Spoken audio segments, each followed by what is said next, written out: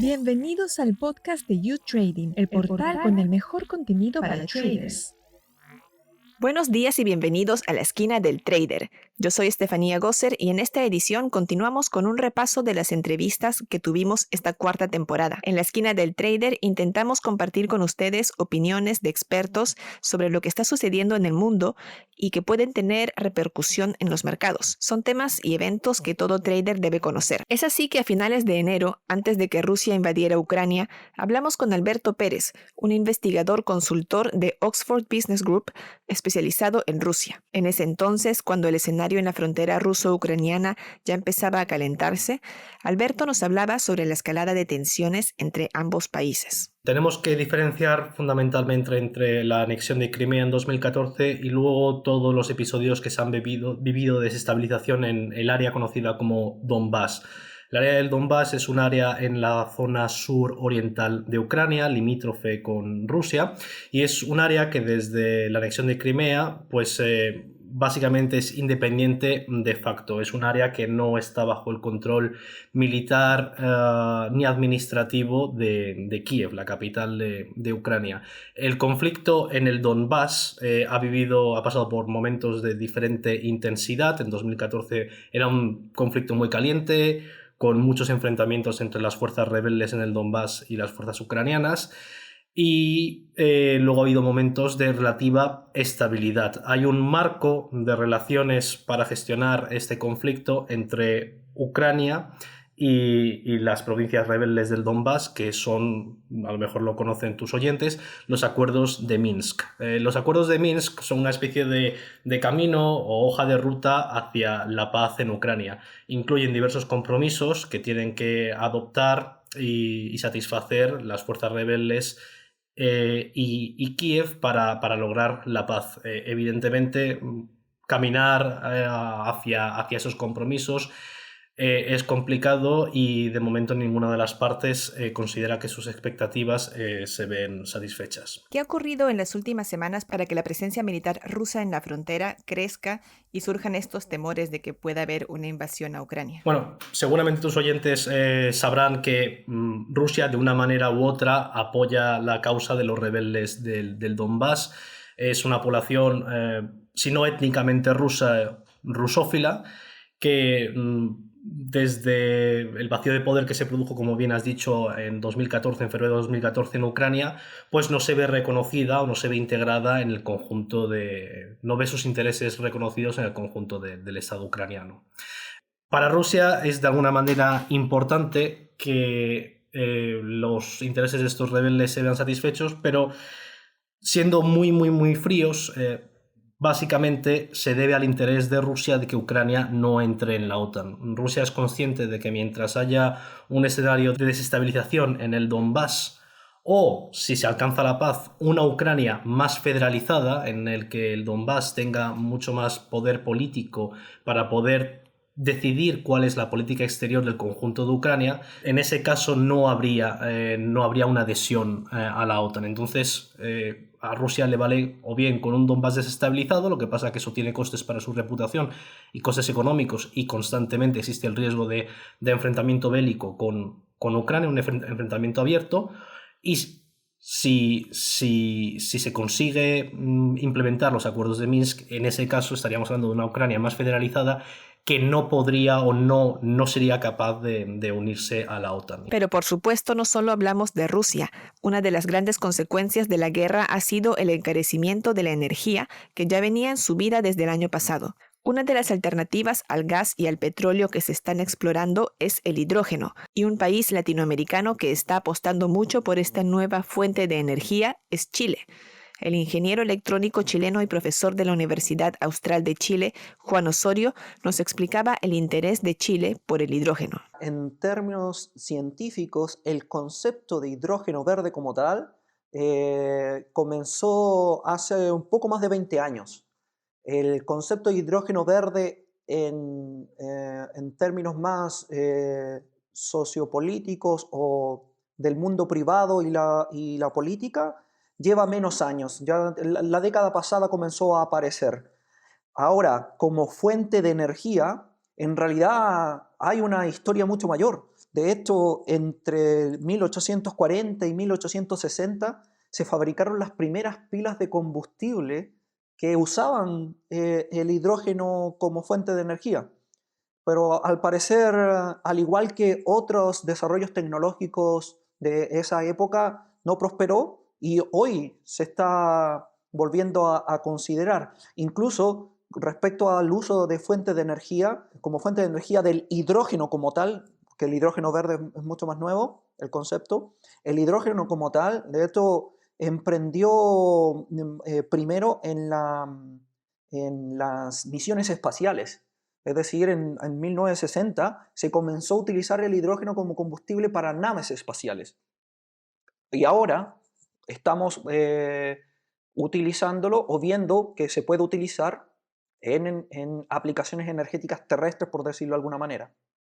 Porque históricamente el hidrógeno se utiliza más en la industria química o como materia prima en procesos industriales. Es hidrógeno que se obtiene de otra manera, ¿no? Exacto. La industria del hidrógeno como tal tiene más de 100 años. Durante todo este tiempo se ha obtenido mayoritariamente desde fuentes fósiles, por distintos métodos, principalmente son métodos que trabajan con temperatura y presión, porque el fósil también tiene hidrógeno en su composición química y se extrae desde ahí.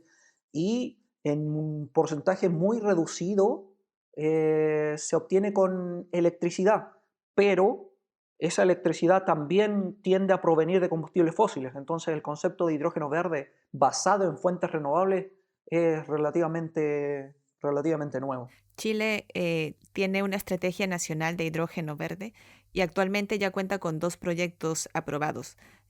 ¿Podrías hablarnos un poco de estos proyectos y qué objetivos tienen? Sí, uno de ellos es el proyecto HIF, que está ubicado justamente en Patagonia, en la región de Magallanes.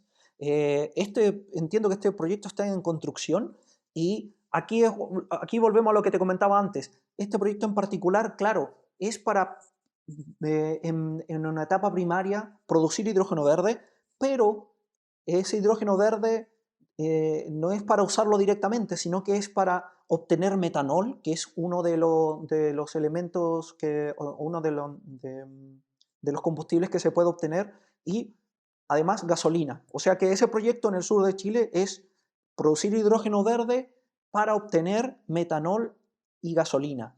Y principalmente eso está casado con un consorcio para exportarlo. Y luego hay otro proyecto en la zona del desierto de Atacama, en la segunda región creo que es, en Antofagasta, que no sé si ya estará aprobado, creo que estaba en calificación, o quizás se ha aprobado hace poco, no estoy 100% seguro de ello, pero bueno, este proyecto, otra vez, claro, se promociona como hidrógeno verde porque es lo primero que se va a producir, pero lo que se va a obtener acá en este proyecto específico es amoníaco verde, que es un elemento que es muy utilizado en diversas industrias, pero también se proyecta que puede ser utilizado como combustible. Es decir, en ambos proyectos, lo primero que se produce es el hidrógeno, pero luego lo que se quiere obtener basado en ese hidrógeno son derivados. O sea, son proyectos que no están enfocados en la extracción, sino en crear una industria del hidrógeno verde en Chile, ¿no? Exacto.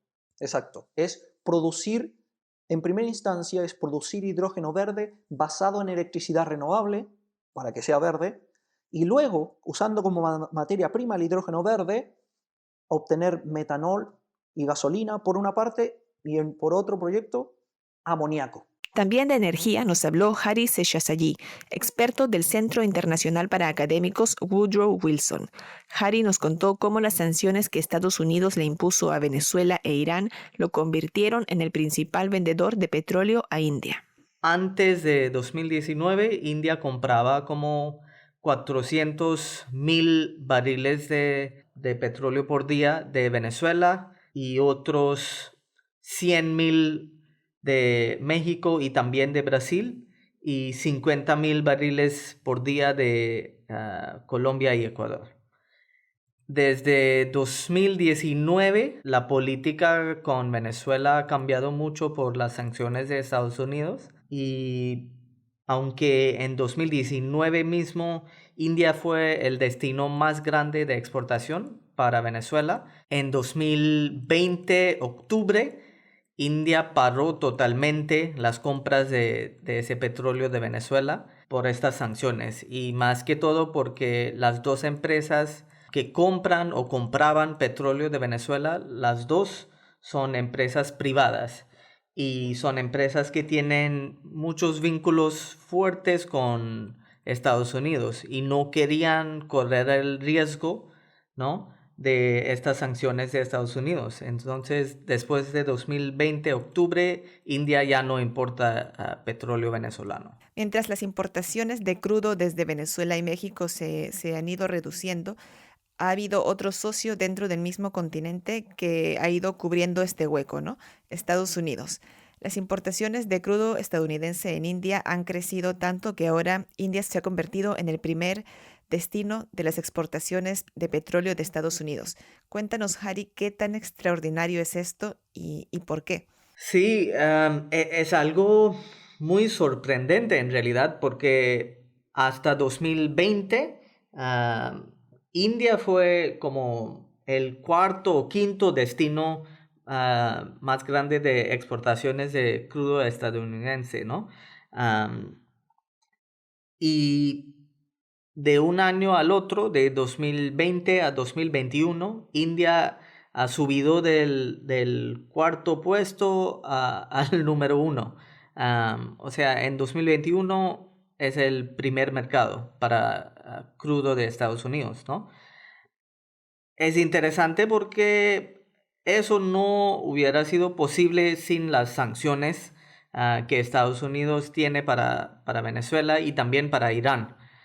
Porque al final del día, en fin de 2019, India paró totalmente sus compras de petróleo de Irán por las sanciones de Estados Unidos. Y paró totalmente las importaciones de petróleo de Venezuela en octubre de 2020. Y estos dos países, Venezuela y Irán,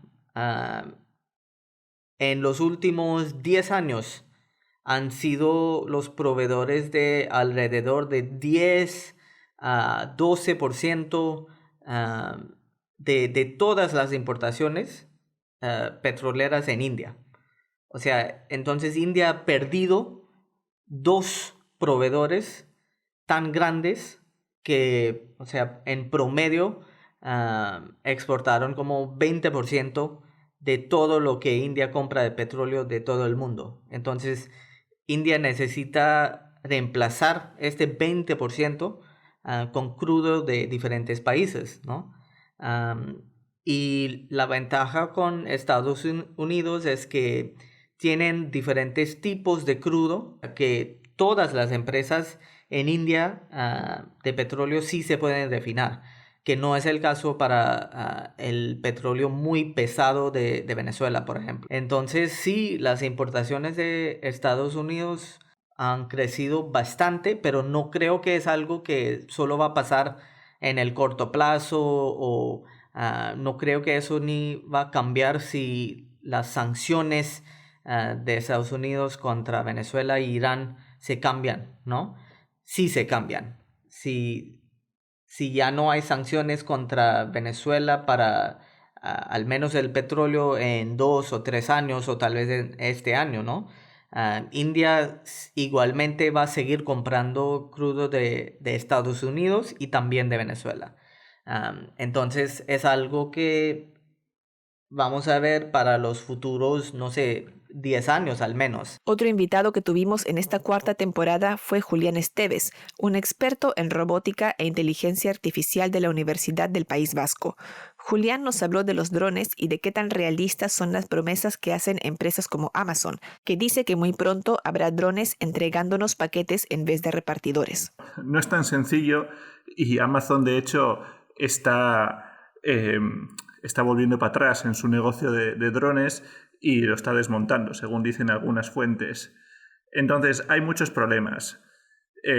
Voy a empezar por algunos. Hay problemas de fiabilidad. El dron no es tan fiable como una moto o como una furgoneta. El dron puede romperse, caer, etc. Hay problemas de escalabilidad de negocio, de costes, la normativa es muy restrictiva. Tal y como vendía Amazon sus spots, nos imaginamos que todo el mundo vivíamos en una especie de casa con jardín, y eso no es la realidad en la mayoría de ciudades. La geografía misma de las ciudades es diferente. Tendríamos que tener centros de distribución muy cerca de las ciudades para que pudieran hacerse esos repartos tan frecuentes. Entonces, hay muchos problemas técnicos de reglamento y de propia geografía. La implantación de drones solo tiene sentido si rebaja los costes que ya existen o hace una actividad más rápida. Y sí, los drones pueden enviar paquetes más rápido en el caso de que todo funcione bien. Pero ¿estamos dispuestos a pagar ese sobrecoste por recibir un paquete más rápido? Hace un par de veranos salió un negocio en una isla de España, en Ibiza, que me parece que es muy característico, que refleja muy bien ahora mismo para qué negocio sirven los drones. Y era un negocio que enviaba comida o champán a yates de lujo que estaban ya en el mar. Esto ocurría en Ibiza y ese tipo de clientes estaba dispuesto a pagar un sobrecoste para recibir algo, estuviese donde estuviese, en el mar, ¿no? cerca de la costa, obviamente, pero ese me parece ahora mismo el tipo de negocio que es viable ahora mismo. Gente que está dispuesto a pagar mucho más que lo que costaría llevar una mercancía con moto o furgoneta. Esto fue un pequeño repaso de la cuarta temporada de La Esquina del Trader. En la siguiente edición hablaremos de la economía en Perú, la crisis de alimentos que puede desatar la guerra en Ucrania, cómo afrontar la ansiedad en el trading y la deuda en Bitcoin que quiere emitir el gobierno de El Salvador. No se la pierdan.